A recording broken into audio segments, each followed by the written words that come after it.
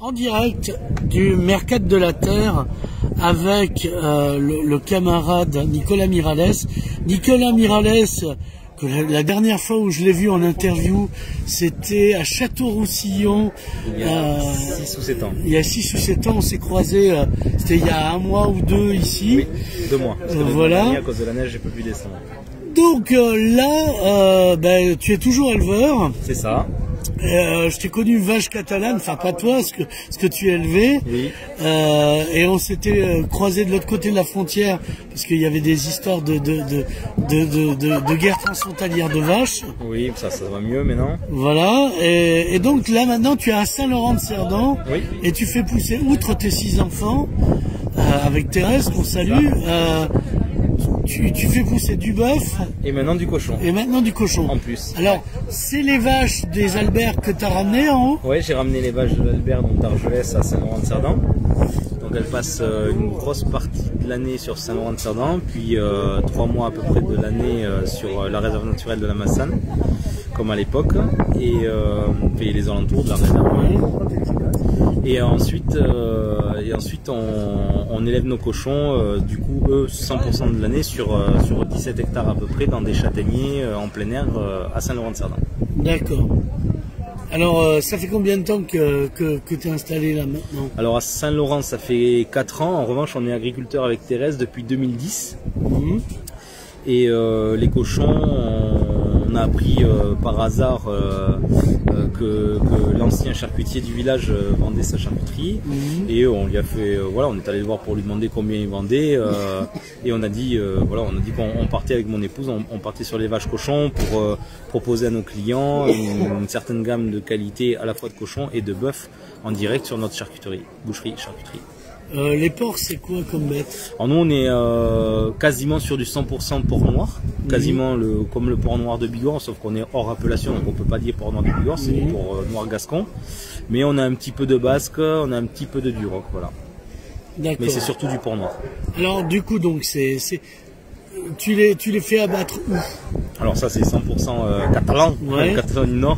Donc on est chez Gouache, chez Bernard Gouache, déjà l'abattoir de Perpignan, parce que c'est pas Bernard l'abattoir, hein, les gens ont tendance à le mélanger, mais en fait Bernard est un des principaux actionnaires de l'abattoir, mais les éleveurs aussi sont actionnaires, il y a certains bouchers aussi qui sont actionnaires de l'abattoir. L'abattoir est un abattoir, on va dire communautaire, si on peut dire ça.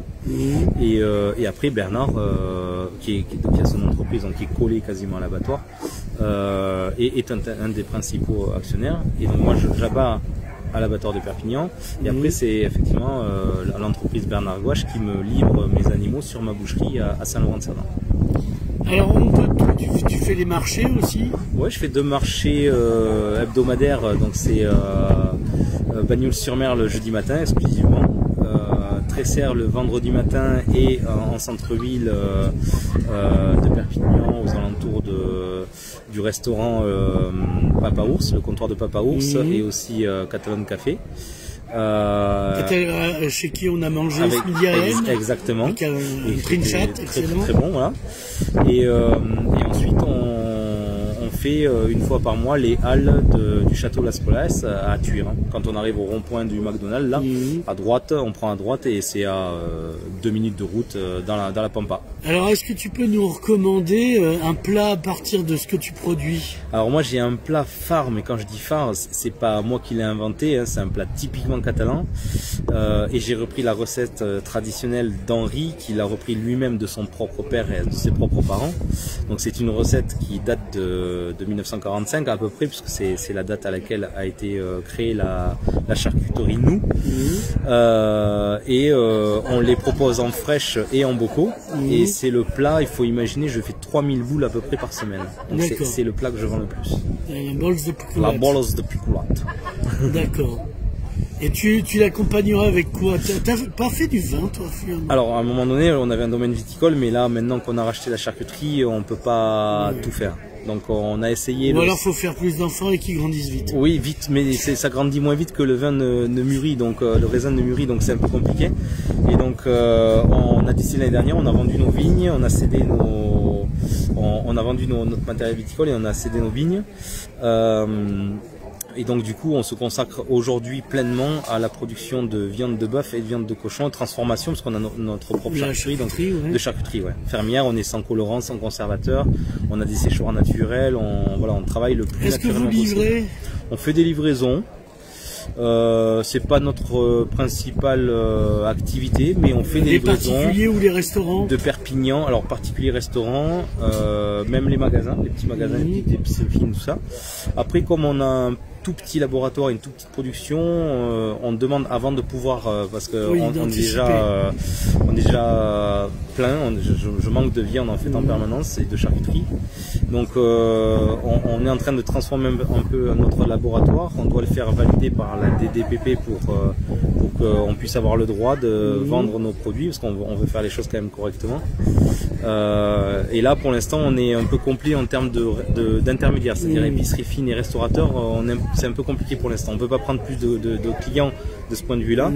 Sur tout ce qui est particulier, vente directe, on a le droit, il n'y a pas de problème. Maintenant sur les intermédiaires, il faut que je change de labo. Là je suis en train de faire des permis de construire et des labos pour avoir le droit de travailler dans les règles de l'art. Et donc les plans sont faits et on attend les permis de construire.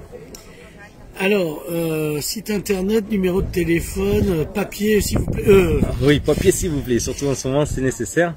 Alors le téléphone 06 17 90 58 2 fois. Donc vous tombez sur mon téléphone, donc le matin je suis en boucherie, donc j'ai les machines, hachoirs, etc. Donc j'entends pas forcément le téléphone sonner, donc n'hésitez pas à laisser un message écrit.